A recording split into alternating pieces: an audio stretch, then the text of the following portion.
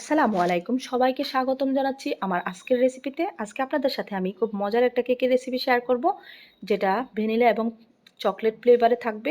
রেসিপিটি ভালো লাগলে চ্যানেলটা সাবস্ক্রাইব করার অনুরোধ রইল, আর পরবর্তী রেসিপি পাওয়ার জন্য বেল বাটনটি অন করে রাখবেন। আর পেজ থেকে দেখলে শেয়ার করার অনুরোধ রইল। তো চলুন শুরু করি রেসিপিটি। আমি প্রথমে একটা মিক্সিং বলে নিয়ে নিব হাফ কাপ পরিমাণ বাটার। আর এই বাটারটা আমি 15 মিনিট আগে নর্মাল ফ্রিজ থেকে বের করে রেখেছি। আর এখানে দিয়ে দিচ্ছি পাউডার সুগার, মানে হচ্ছে হাফ কাপ চিনি নিয়ে, নর্মাল চিনি নিয়ে ওটাকে আমি ব্লেন্ডারে গুঁড়ো করে নিয়েছি। নিয়ে জাস্ট স্প্যাচুলা দিয়ে একটু মিশিয়ে নিচ্ছি।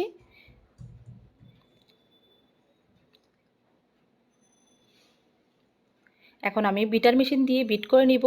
বিটারের স্পিড থিতে দিয়ে যতক্ষণ না পর্যন্ত বাটারটা ফ্লাফি হয়ে আসে আর কালারটা একটু চেঞ্জ হয়ে আসে। চিনিটাও মেল্ট হয়ে যাবে 80%-এর মতো। যখন দেখবেন ফ্লাফি হয়ে আসছে তখন আমি দিয়ে দিচ্ছি 2টা ডিম। আর আমি একটা একটা করে দিব। ডিমটা মাঝারি সাইজের।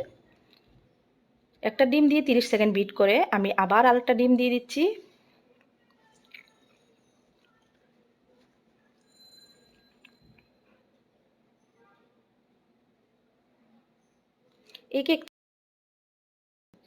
এই কেকটা আপনারা হুইক্স দিয়েও করতে পারবেন, একটু সময় লাগবে। এখন দিয়ে দিচ্ছি ভ্যানিলা এসেন্স 1 চা চামচ পরিমাণ। ভ্যানিলা এসেন্স দিয়ে আমি জাস্ট 15 সেকেন্ডের মতো বিট করে তারপর বিটার মেশিনটা সরিয়ে নিলাম। এখন একটু সাইডটা ক্লিন করে দেখিয়ে দিচ্ছি। আপনাদের দেখতে পাচ্ছেন বাটারটা কতটা ফ্লাফি হয়ে গেছিলো।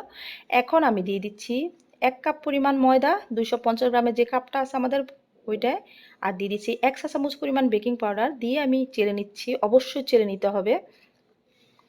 এখন আমি স্প্যাচুলা দিয়ে মিশিয়ে নিচ্ছি। এই কাজটা আপনারা বিটার মেশিন দিয়েও করতে পারেন, একদম লোতে দিয়ে বিটার স্পিড। এখন ব্যাটারটার ঘনত্ব একটু পাতলা করার জন্য আমি দিয়ে দিচ্ছি 1/4 কাপ পরিমাণ লিকুইড দুধ। আর এই দুধটা আপনারা অল্প অল্প করে দিবেন, যতটুকু আপনাদের প্রয়োজন হয়। 1/3 কাপ পরিমাণ পর্যন্ত দিতে পারেন। তো আমি একটু তাড়াতাড়ি করার জন্য বিটারের স্পিড একদম লোতে দিয়ে 30 সেকেন্ডের মতো বিট করে নিলাম। দেখতে পাচ্ছেন ব্যাটারটা কতটা স্মুথ হয়ে গেছে। এইভাবেও আপনারা সরাসরি কেকটা বানিয়ে নিতে পারেন, চকলেট ফ্লেভার না দিয়ে ভ্যানিলা ফ্লেভার দিয়ে।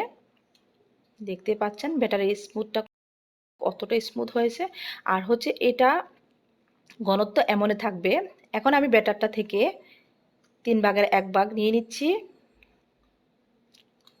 যেহেতু আমি চকলেট ফ্লেভারের কথা বলছিলাম। তো এখানে দিয়ে দিচ্ছি 1.5 টেবিল চামচ পরিমাণ কোকো পাউডার। কোকো পাউডারটা অবশ্যই চেলে দিতে হবে, না হলে কোকো পাউডারের মধ্যে নর্মালি লাম্পস থাকে খুব বেশি।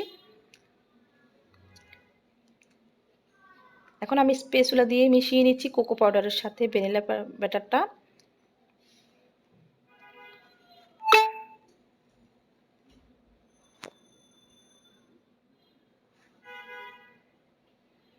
এই কাজটা আপনারা বিটার মেশিন দিয়েও করতে পারেন, জাস্ট বিটারের স্পিডটা লোতে দিয়ে।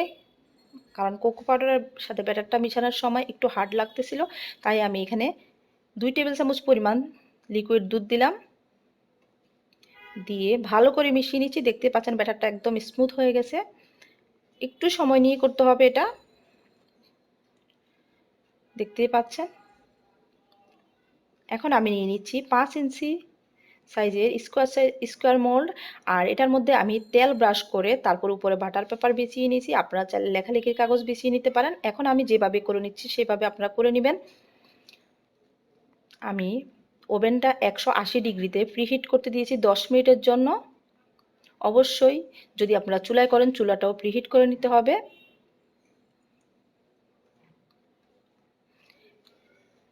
দেখতে পাচ্ছেন প্রথমে ভ্যানিলা দিলাম, তারপর হচ্ছে চকলেট, তারপর উপরে ভ্যানিলা দিয়ে চকলেটের লেয়ার দিয়ে দিচ্ছি একটু ডিজাইন করে।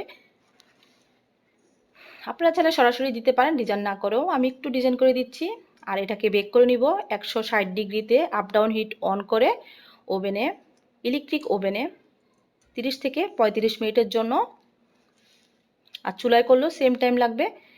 দেখতে পাচ্ছেন বেক হয়ে গেছে আমার কেকটা। আমি একটু চেক করে দেখিয়ে দিচ্ছি, স্টিকটা একদম ক্লিন। আর আপনারা যখন কেকটা ওভেন থেকে বের করবেন এভাবে আমার মতো করে উপর থেকে ট্যাপ করে নেবেন। মাঝখানে যদি কোনো ফোলা ভাব থাকে ওটা একদম লেভেল হয়ে যাবে, যেই কোনো কেকের ক্ষেত্রেই। আমি আনমোল্ড করে দেখিয়ে দিচ্ছি, আর এটা অবশ্যই ঠান্ডা হওয়ার পর আনমোল্ড করতে হবে, নাহলে কিন্তু ভেঙে যাওয়ার সম্ভাবনা থাকে। আমি কেকটা কেটে দেখিয়ে দিচ্ছি আপনাদেরকে।